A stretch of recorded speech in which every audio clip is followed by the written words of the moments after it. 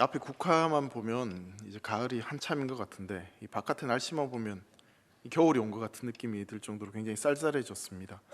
어떻게 여러분 괜찮게 잘 지내셨습니까? 네. 그럼 좀 표정을 좀 밝게 있으셔도 괜찮을 것 같습니다.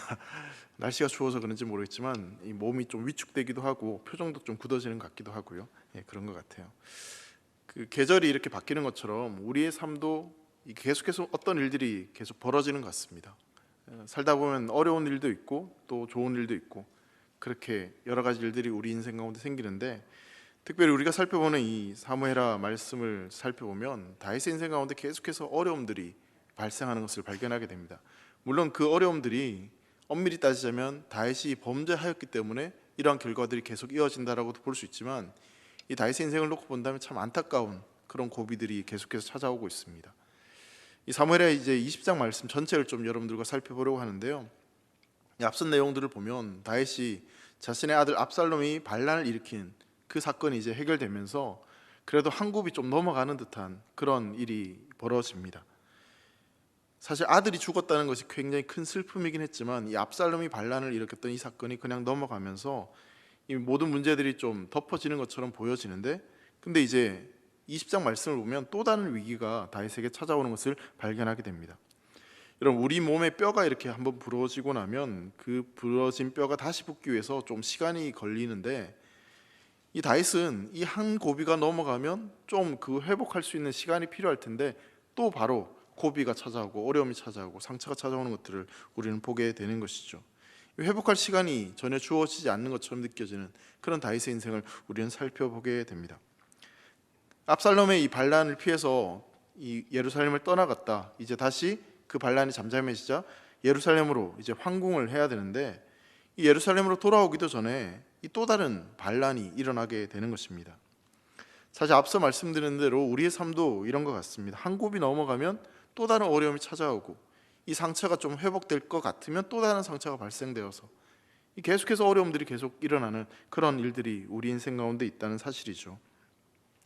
여러분, 그 사무엘하 20장에 일어나는 이 세바가 일으키는 이 반란은 이 처음 시발점이 어떻게 되냐면, 엄밀히 따지자면 이 길갈에 있었던 이스라엘 10지파와 그리고 유대 지파 간의 어떤 권력 다툼 때문에 일어난 일이었습니다.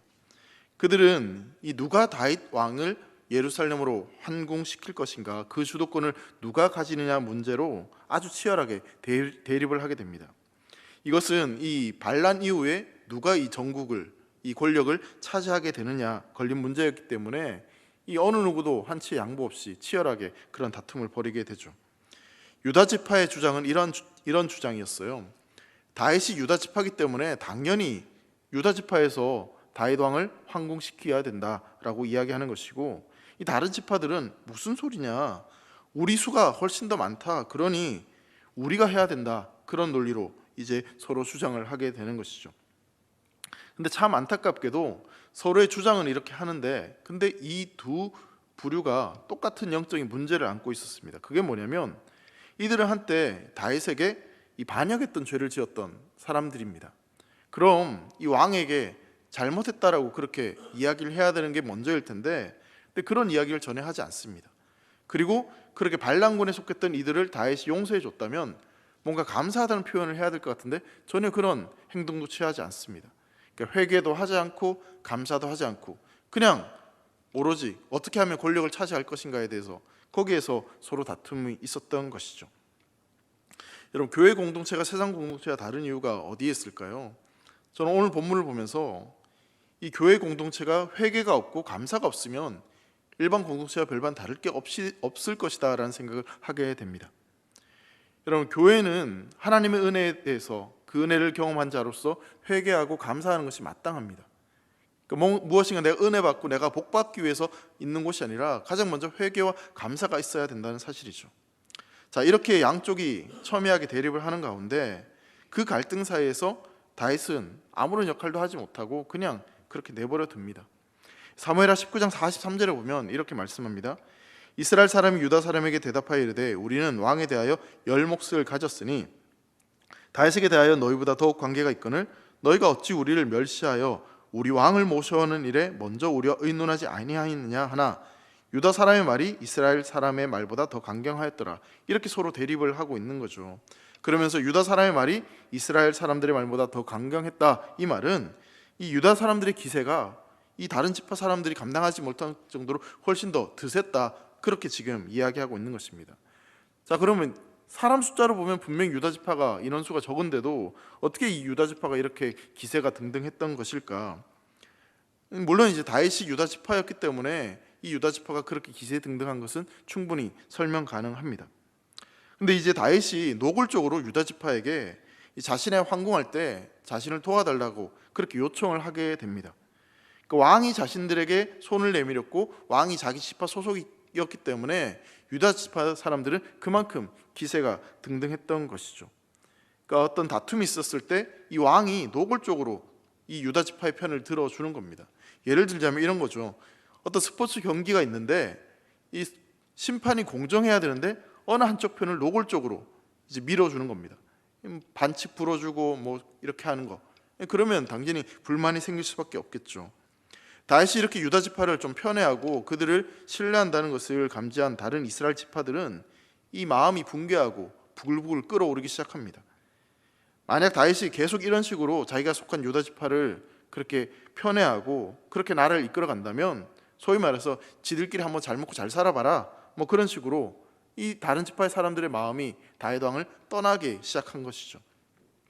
자, 이렇게 마음이 붕뜨고 불만이 가득한 그런 때에 20장을 시작하면서 베냐민 지파의 불량부에 세바가 일어나서 반란을 일으켰다라고 이야기를 하고 있습니다.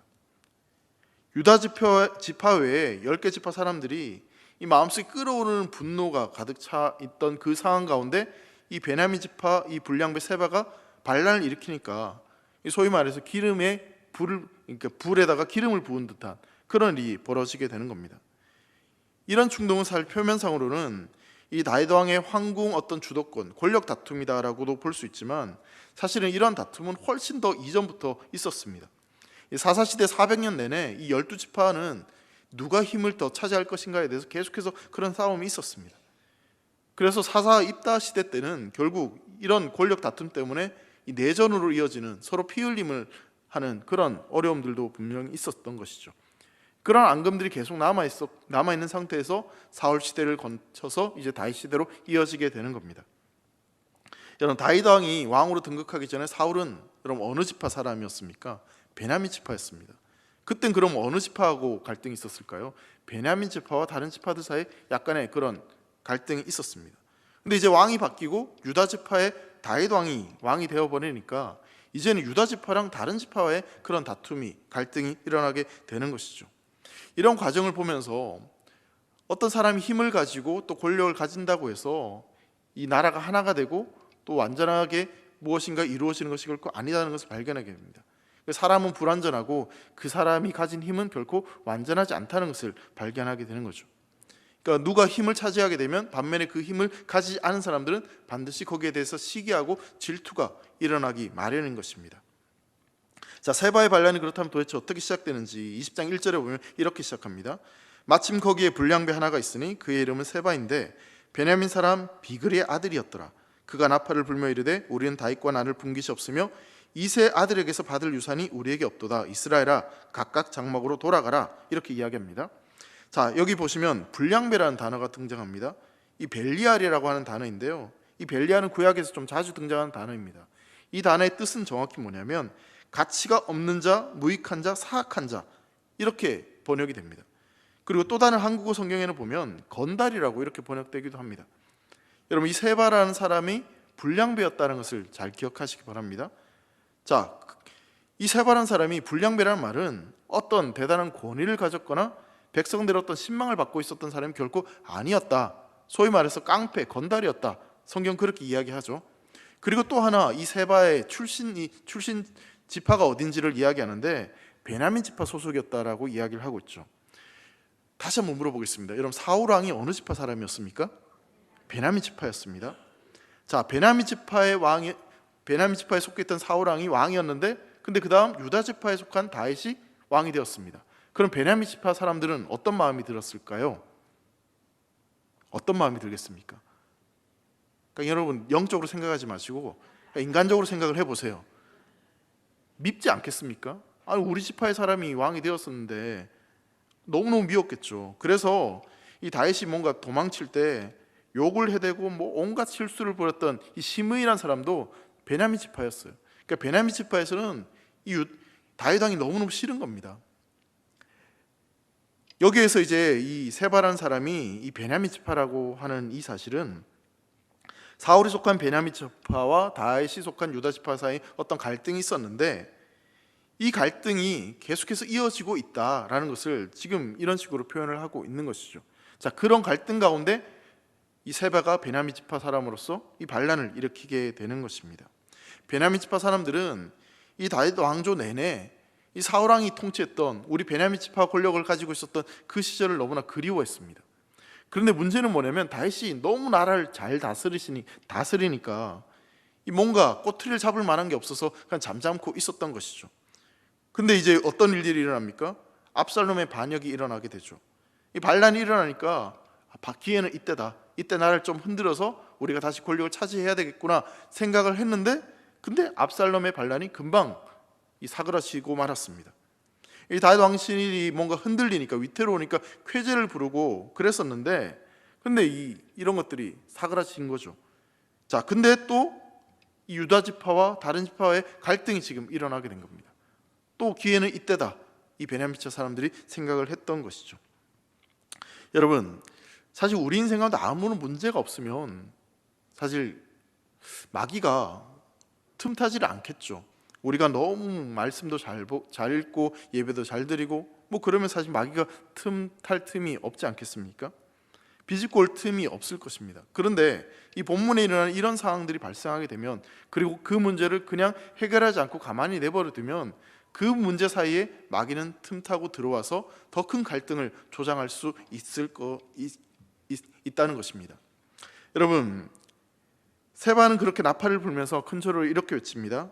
우리는 다윗과 나를 분 것이 없고 또 이세 아들들에게서 받을 유산이 없다. 그러니 너희는 다 그냥 집으로 돌아가라. 그렇게 이야기를 합니다.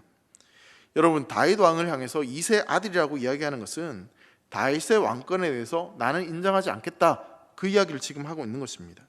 다윗은 우리에게 아무것도 주지 못한다. 그러니 너희는 그냥 돌아가라. 그렇게 이야기를 하는 것이죠. 민족의 분열을 조장하고 그리고 하나님이 세우신 이스라엘을 무너뜨리려고 하는 그런 악한 의도가 충분히 이 속에 담겨 있다는 것을 발견하게 됩니다. 자, 여러분, 앞서 말씀드린 대로 이 세바는 존경받는 어떤 어른도 아니었고 장군도 아니었고 신망받는 사람도 결코 아니었습니다. 이 사람은 그냥 불량배였습니다. 나쁜 사람이었어요. 근데 놀랍게도 이 불량배에 의해서 이스라엘 10지파가 다 위태롭게 휘청휘청거리게 되는 것이죠. 사실 이 세바라는 사람, 이 사람 때문에 이 일들이 결코 벌어진 것은 아니었습니다. 이 유다 지파의 갈등이 계속 있었기 때문에 사실 그 어떤 다른 사람이 일어나서 이런 반란을 일으켜도 나라가 이렇게 휘청거릴 수 있는 여지는 분명히 있었을 것입니다. 근데 참 안타까운 건 뭐냐면 이 불량배가 일어나서 이렇게 반란을 일으키는데 거기에 이스라엘 사람들이 동조하고 그렇게 흔들린다는 사실이죠. 자, 그러면 한번 생각해 보시죠. 이전에 이스라엘 백성들은 다윗의 아들 압살롬 편에 붙어서 그 편을 들었습니다. 그러다 압살롬이 죽었습니다. 자, 그러자 이번에는 다윗을 예루살렘으로 모셔오는 그 가운데 이 유다 지파와 다른 지파의 갈등이 생기면서 그 틈을 타 세바가 반란을 일으키자 이스라엘 사람들이 다시 그 세바에게 붙습니다. 여기 붙었다 저기 붙었다. 여러분, 이스라엘 백성들이 왜 그렇게 했을까요? 힘을 따라서, 세상의 권력을 따라서 이리 갔다 저리 갔다 하는 것이죠. 근데 잘 생각해 보세요. 이스라엘 백성들은 하나님의 자녀, 하나님의 백성이라고 하는 사람들입니다. 근데 그들이 어느 것을 따라서 움직이는지를 한번 잘 생각해 보십시오. 세상의 권력과 세상의 힘을 따라서 그들은 이리 갔다 저리 갔다 하는 겁니다. 자, 그렇다면 여러분, 오늘날 하나님의 자녀, 하나님의 백성이라고 불리는 우리는 어느 곳을 따라서 어느 것을 바라보며 살아가고 있는지를 점검해 봐야 될 것입니다. 만약 우리도 이 이스라엘 백성들처럼 이름은 하나님의 백성인데 여전히 세상의 힘을 따라 움직이고 세상의 권력을 따라 살아가는 삶이라면 우리 자신을 돌아보고 우리가 진정 무엇을 따라 살아가야 되는지를 다시 한번 깨닫고 점검하는 저와 여러분 되시기를 간절히 소망합니다. 여러분, 계속해서 4절과 5절 말씀을 좀 한번 보도록 하겠습니다. 왕이 아마사에게 이르되 너는 나를 위하여 3일 내로 유다 사람을 큰 소리로 불러 모으고 너도 여기 있으라 하니라. 아마사가 유다 사람을 모으러 가더니 왕이 정한 기일에 지체된지라. 여러분, 세바가 이렇게 반란을 일으킵니다. 그러니 다윗 왕은 당연히 그 세바의 반란을 진압하기 위해서 장군을, 군대를 이제 파송해야 되겠죠. 압살롬의 반란을 경험했던 이 다윗은 이 세바의 반란 소식을 듣자마자 초장에 이걸 진압해야 된다 생각해서 이 아마사라고 하는 사람을 토벌굴 사령관으로 그렇게 임명하게 되죠. 자, 그런데 이때 당시에 이 다윗 군대 총사령관은 요압이었습니다. 근데 요압이 아니라 왜 아마사를 선택해서 이렇게 그 토벌군의 대장으로 내보내는 것일까요? 그 이유는 이 다윗이 유다 지파를 회유하면서 이 아마사를 사령관으로 세우겠다고 그렇게 약속을 했기 때문에 그렇습니다. 그런데 아무리 그렇다 할지라도 이 아마사는 사실 이전에 압살롬 편에 섰던 그런 장군이었습니다. 반란군의 장군이었는데, 근데 그 사람을 지금 다시 자신의 군대의 장군으로 그렇게 세우게 되는 것이죠.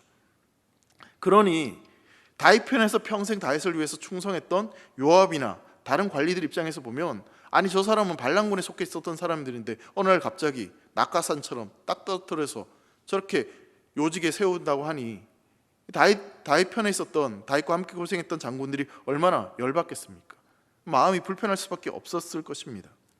그런데 다윗은 이 사건들을 곰곰이 생각해 보면 다윗 마음속에 또 다른 마음이 있었다는 것을 좀 생각해 보게 되는데요. 그게 바로 뭐냐면, 다윗은 이 세바의 반란이 터졌기 때문에 어쩌면 이 아마사를 주요 요직으로, 그 장군으로 발탁할 수 있는 좋은 기회가 찾아왔을 것이다 라고 생각했을 수도 있습니다. 왜냐하면 이 아마사가 이 일을 잘 처리하게 되면 아마사를 반대하고 아마사를 막 불러들였던 그 반대했던 사람들 입장에서 보면, 아마사가 저렇게 일 처리를 잘했다면 아, 저 사람 능력 있구나, 그렇게 인정받을 수 있는 기회였기 때문에 어쩌면 다윗의 입장에서는 이 아마사를 장군으로 세워서 빨리 이것을 진압하는 것이 훨씬 더 이롭다라고 생각했을 수 있다라는 것이죠. 자, 그런 의미에서 다윗은 아마사에게 지시를 합니다.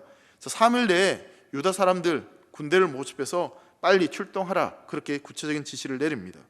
자, 그런데 문제는 뭐냐면 아마사가 이렇게 다윗의 명령을 듣고 무슨 이유인지는 알 수 없지만 그 명령을 제대로 이행하지 않고 그냥 우물쭈물대는 겁니다. 아마사 입장에서는 생각을 했겠죠. 내가 이 명령을 따르는 것이 나한테 득이 될 것인지 아니면 실이 될 것인지 충분히 생각했을 것입니다. 근데 생각해 보니까 다윗이 권력에서 쫓겨나면 뭔가 자신에게 더 유리하지 않을 것 같지 않을까 생각을 하게 되는 것이죠.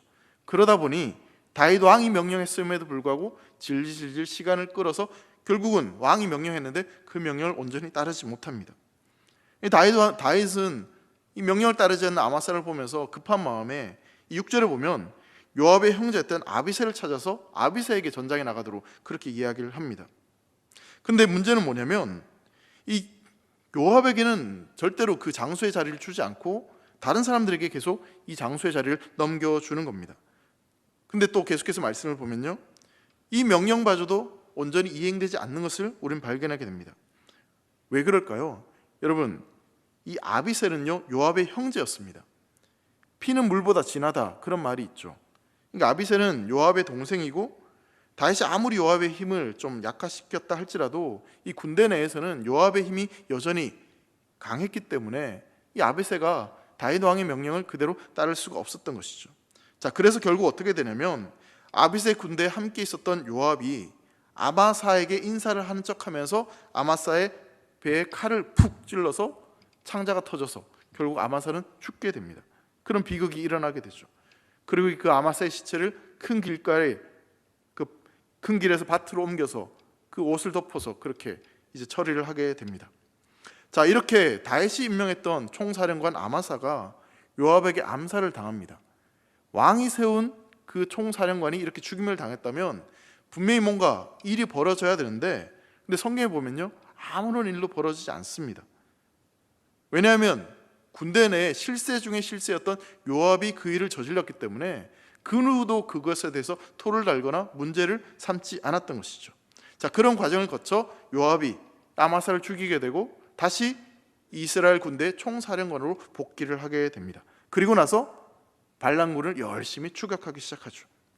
여러분, 여기까지 상황을 쭉 살펴보면 다윗이 계획했던 대로 일의 진행이 전혀 되지 않습니다.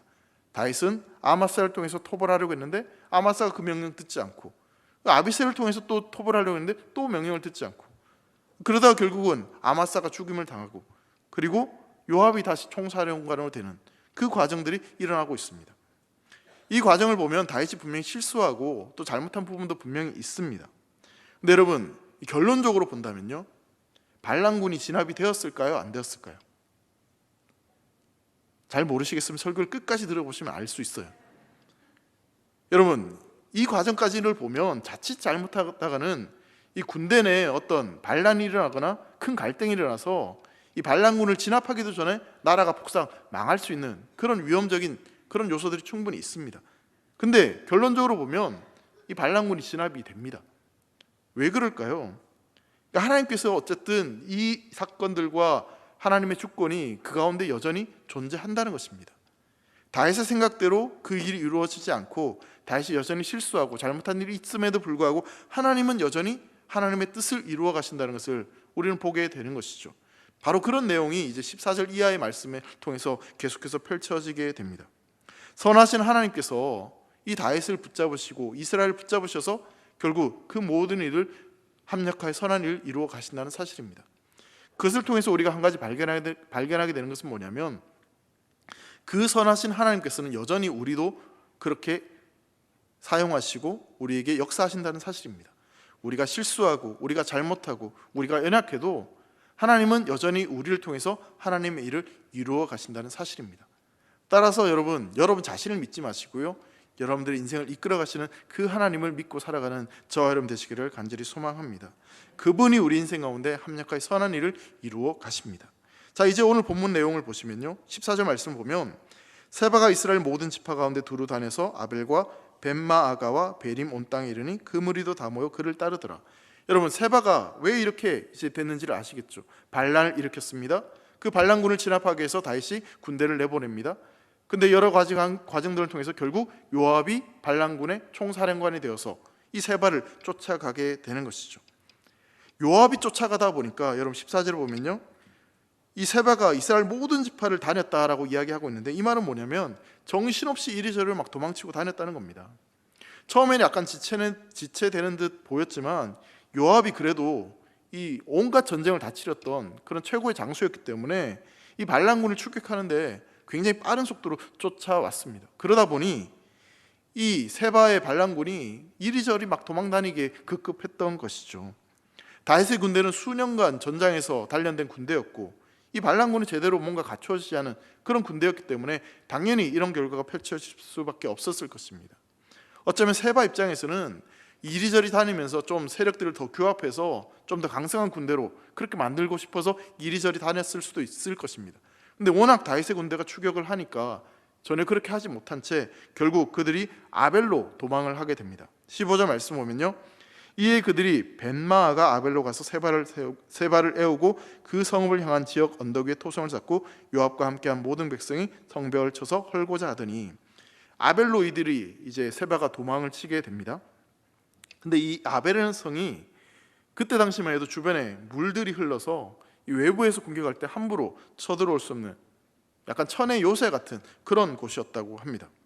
세바가 정신없이 막 도망치다가 이 아벨이라면, 여기라면 그래도 당분간 좀 버틸 수 있겠구나, 그래서 그 안으로 이제 도망을 친 것이죠.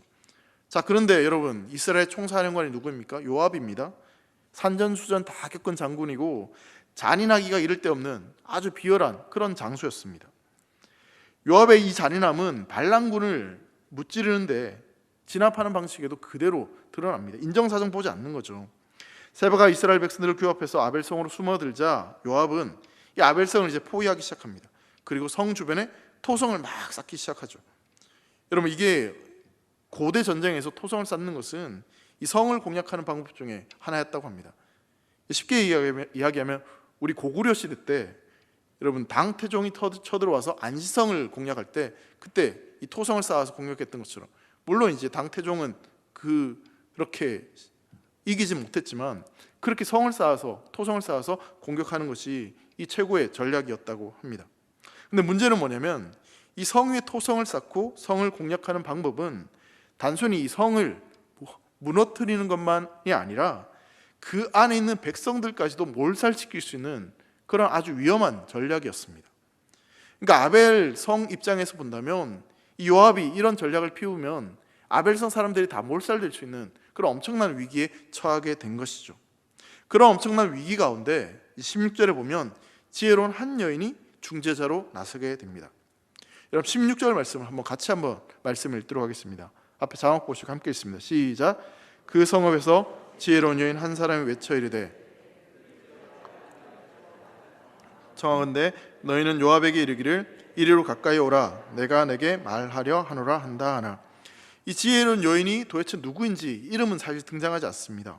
근데 이 여인 한 사람이 전 이스라엘이 두려워하는 그리고 잔인하기 이를 데 없는 그 살기등등한 요압의 군대를 향해서 소리를 칩니다. 뭐라고 소리치냐면 들을지어다 들을지어다 들을지어다 내가 요압을 만나기를 원한다. 요압을 만나게 해달라. 그렇게 이야기를 합니다. 여러분 사실 보통 용기 가지고는 사실 이렇게 하지 못할 것 같아요.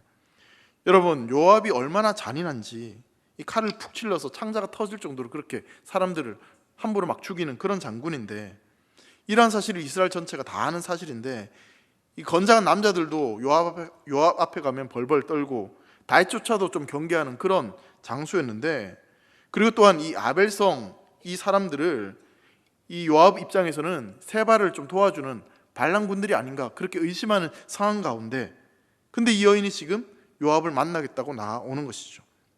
요압의 한마디면 그냥 목숨을 단칼에 잃을 수도 있는 그런 상황인데 이 여인은 자신의 목숨보다도 이 아벨성의 안위를 생각하면서 담대히 나아가서 요압과 독대를 하게 됩니다. 자, 근데 참 의외로 요압이 이 여인과 만남을 가지고 대화를 하기 시작합니다. 요압의 성격상 어떻게 그런 일이 벌어질까라는 생각이 들 정도로 요압이 그 여인의 말을 잘 들어줍니다. 자, 그 여인이 지금 뭐라고 이야기하냐면요 18절과 19절 말씀 여러분 눈으로 한번 따라와 보세요. 여인이 말하여 이르되 옛사람들이 흔히 말하기를 아벨에게 가서 물을 것이라 하고 그 일을 끝내었나이다. 나는 이스라엘을 화평하고 충성된 자 중 하나이거늘 당신이 이스라엘 가운데 어머니 같은 성을 멸하고자 하시는도다. 어찌하여 당신이 여호와의 기업을 삼키고자 하시나이까 하니. 이 여인이 가장 먼저 이 당시의 속담 하나를 인용을 합니다. 아벨에게 가서 물을 것이라 아벨에게 가서 물을 것이라 하고 그 일을 끝내었나이다. 이 속담에 대해서 인용을 하고 있습니다. 여러분 이 말이 무슨 말이냐면요 어떤 힘든 일이 생기면 아벨에게 가서 조언을 청해라. 왜냐하면 그 아벨 성 안에는 당시에 굉장히 지혜로운 사람들이 많았기 때문에 아벨만 가면 아벨 사람들에게 질문만 하면 내가 가진 그 문제를 다 해결받을 수 있기 때문에 그래서 이 당시에 이런 속담이 있었다고 합니다. 그러니까 아벨에게 가서 물어라. 그럼 모든 문제를 해결받을 수 있다. 그렇기 때문에 지금 이 여인도 동일하게 요압에게 이야기를 하는 것이죠. 여러분 우리나라에도 이런 말 있지 않습니까? 제가 정확히 기억하는 건 모르겠지만 어디 가서 인물 자랑하지 말고 어디 가서 주먹 자랑하지 말고 어디 가서 돈 자랑하지 마라. 이런 말 있지 않습니까? 그게 어느 지역인지 아세요? 네, 나중에 찾아보세요. 중요한 건 아닙니다. 그런 것처럼 여러분 어느 지역에 하면 인물 좋은 사람들이 그렇게 많고 돈 많은 사람들이 많고 힘 있는 사람들이 많기 때문에 어느 지역 가서 그렇게 자랑하지 말라라고 이야기하는데 이 아벨성이 그렇다는 것입니다. 지혜 있는 것을 자랑하지 말라. 그러니까 아벨성에는 그만큼 지혜로운 사람들이 많았다라고 이야기를 하는 것이죠. 여러분 사실 요압은요 지혜보다는 칼, 힘 이게 먼저였던 사람입니다. 힘이면 해결하지 못할 것이 없다라고 생각했던 사람이죠. 지혜 뭐 이런 거 다 필요 없고 그냥 칼로 한 방 푹 쑤시고 그냥 그렇게 해결하는 사람이 바로 요압이었습니다. 근데 이 요압에게 이 여인이 아벨에게 가서 물어라 그렇게 이야기를 하고 있는 것이죠. 아벨이라는 성이 예전부터 지혜로운 사람들이 많이 있기 때문에 그 아벨성에 물으면 그 인생의 문제를 해결받을 수 있고 해답을 얻을 수 있다라고 이야기를 하고 있는 것이죠. 제가 이 말씀을 좀 곰곰이 묵상하면서 이런 생각이 들었습니다. 우리나라 대한민국 사람들이요 어떤 어려움이 나라의 어려움이 처했을 때 야 그래도 우리 민족에게는 교회가 있다. 교회에 물으면 되겠다. 교회가 살아있으면 우리에게도 소망이 있다. 이런 대한민국이 되기를 소망합니다. 그럼 신길동과 대방동에는 뭐가 있을까요? 네, 신길동과 대방동 사람들이 어려움에 처하면 그 대길교회가 있어. 대길교회 사람들한테 물어보면 대길교회 가면 문제가 해결될 거야. 여러분 아멘이십니까? 인생에 문제가 있고 어려움이 생길 때마다 대길교회 가면 그 문제가 해결돼. 대길교회 성도라면 내 문제를 도와줄 수 있어. 그런 말을 들을 수 있는 교회와 성도들 되시기를 주의 이름으로 축원합니다. 저도 목사로서 그런 마음이 있어요. 우리 성도들이 설 목사님한테 가면 그 뒤에 말은 더 이상 하지 않겠습니다. 여러분 아멘 하신 분 감사합니다. 안 하셨으면 좀 민망할 뻔했어요. 여러분 좀 더 진지하게 한번 여러분들에게 물어보겠습니다. 이 지혜로운 여인은 지금 요압에게 아벨에게 가서 물어라 라고 이야기를 하고 있습니다. 그렇다면 여러분 우리는 누구에게 물어야 될까요? 야고보서 1장 5절에 이렇게 말씀합니다. 한번 말씀을 같이 읽어볼까요? 시작.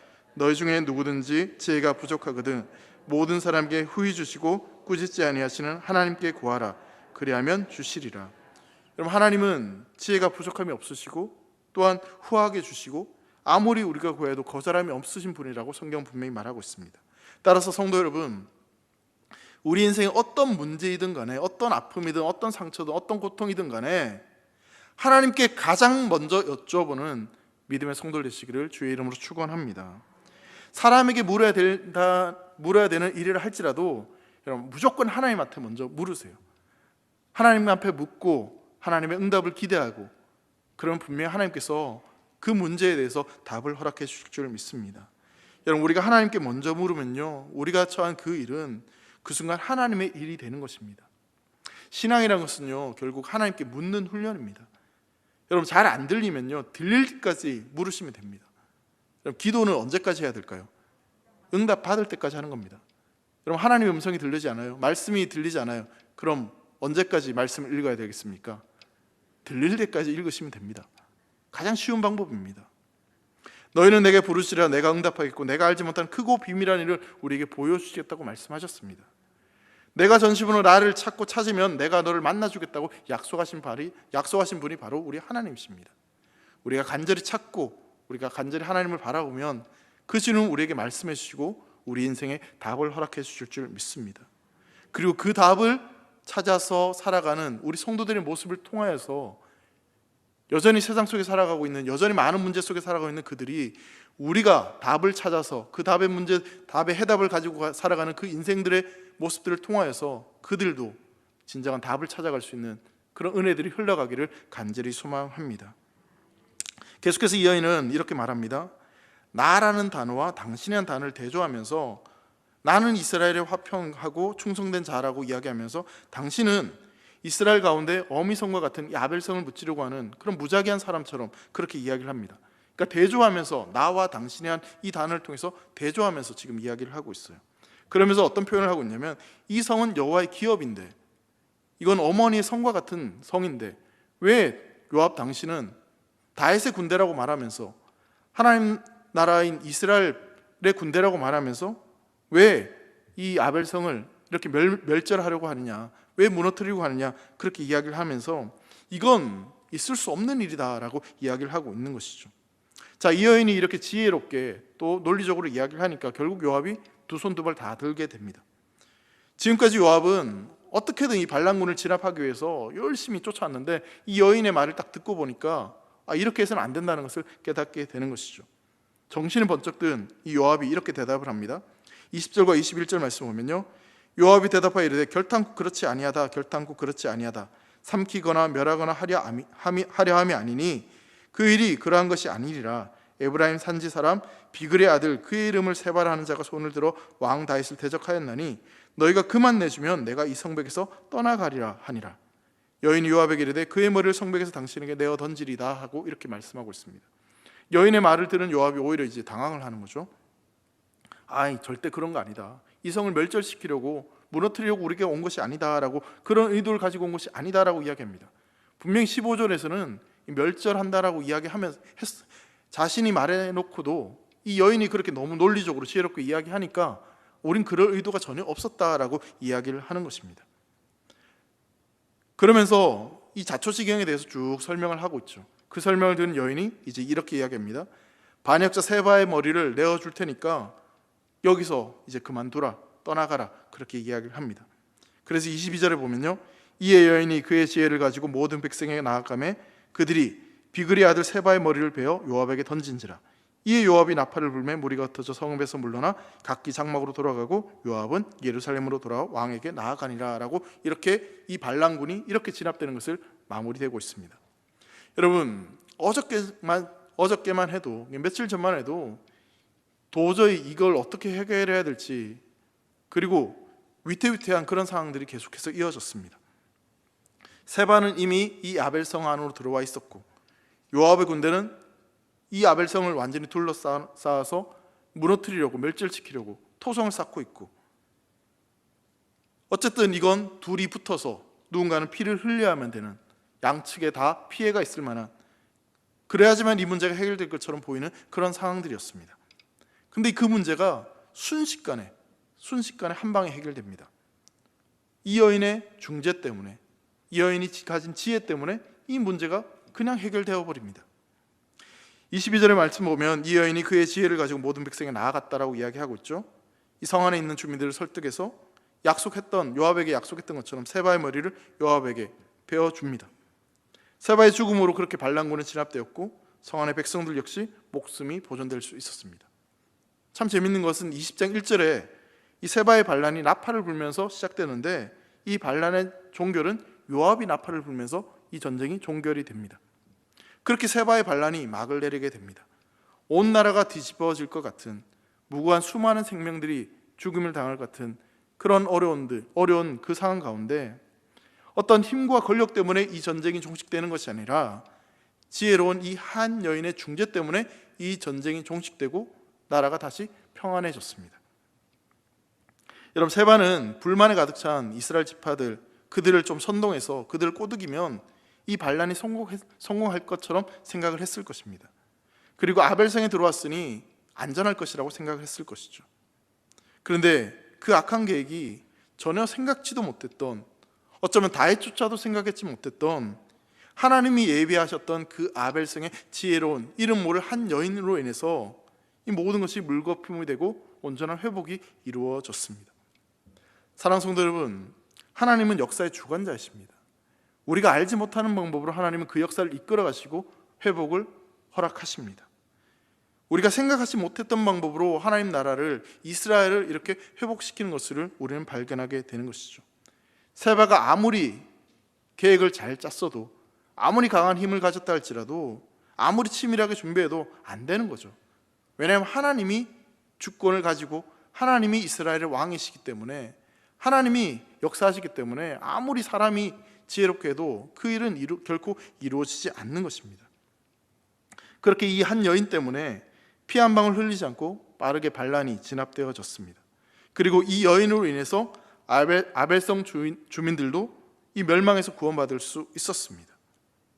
사랑하는 성도 여러분, 아벨성이 위기에 빠졌을 때 이 단 한 사람, 이 여인, 이 사람을 통해서 성을 구원해줬고 이스라엘을 회복하는 하나님의 놀라운 역사를 우리는 본문 말씀을 통해서 발견하게 됩니다. 하나님 지금도 마찬가지입니다. 이스라엘 그렇게 한 사람, 이름 모을 한 여인, 지혜로운 한 여인을 통해서 회복시키시고 아벨성을 구원하셨던 것처럼 그 하나님은 지금도 그 한 사람을 찾고 계신 줄 믿으시기 바랍니다. 그리고 그 한 사람이 바로 저와 여러분 되기를 간절히 원합니다. 예레미야 5장 1절 말씀 보면 이렇게 말씀합니다. 너희는 예루살렘 거리로 빨리 다니며 그 넓은 거리에서 찾아보고 알라. 너희가 만일 정의를 행하며 진리를 구하는 자를 한 사람이라도 찾으면 내가 이 성읍을 용서하리라. 여러분, 예루살렘 성은요, 단 한 사람, 그 사람을 발견하게 되면 그 예루살렘 전체가 구원을 받게 될 것입니다. 마찬가지입니다. 오늘날 이 대한민국, 믿음을 가지고 하나님을 바라보고 하나님을 경외하는 그 한 사람을 통해서 이 대한민국이 다시 살아나게 될 것입니다. 하나님의 뜻에 순종하는, 하나님의 지혜를 가지고 그 말씀에 순종하는 그 한 사람을 통해서 교회가 살아나게 될 것입니다. 하나님의 기업을 바라보며 하나님을 주인 삼고 살아가는 그 한 사람을 통해서 우리의 가정이 회복될 줄 믿습니다. 그 한 사람이 바로 여러분 되시기를 주의 이름으로 축복합니다. 죽음을 각오한 용기와 그 지혜를 가지고, 그리고 그 아벨성에 있는 무고한 사람들을 살리려고 하는 그 하나님 아버지의 마음을 가지고 그렇게 나아갔던 그 한 여인을 통해서 이 모든 사건들이 완전히 아무런 피도 흘리지 않은 채 회복될 수 있었습니다. 사랑하는 성도 여러분, 이 한 여인의 모습을 바라보면서 우리는 십자가에서 자신을 내어주신 무제한 피를 흘리신 예수 그리스도를 바라보게 됩니다. 여러분, 이 성의 이름이 아벨입니다. 창세기 보시면 첫 번째 흘려진 무제한 피가 바로 이 아벨의 피였습니다.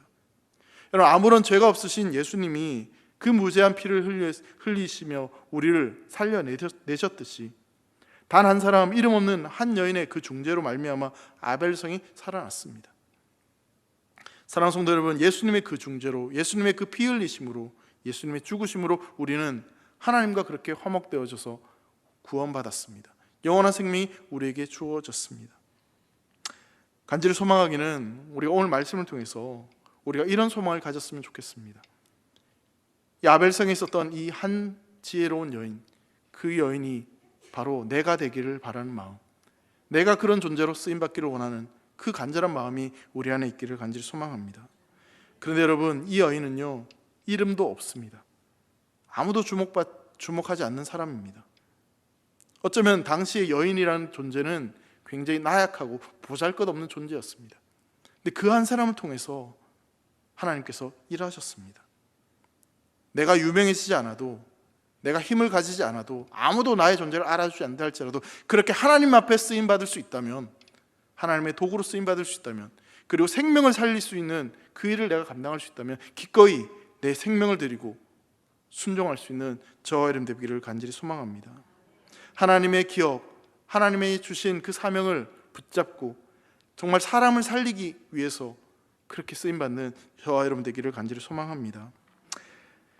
여러분, 우리의 가정에 위기가 처했을 때, 또 교회에 위기가 처했을 때, 나라가 위태로울 때, 여러분, 그때 하나님은 한 사람을 찾으십니다.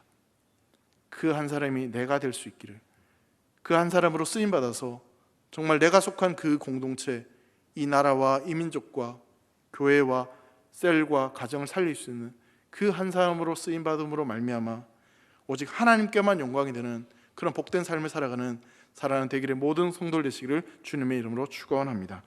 기도하겠습니다. 사랑하는 하나님 아버지, 감사합니다. 지혜로운 한 여인으로 인해서 아벨성이 살아나고 또 그 모든 문제가 온전히 해결되는 모습들을 우리가 보게 됩니다.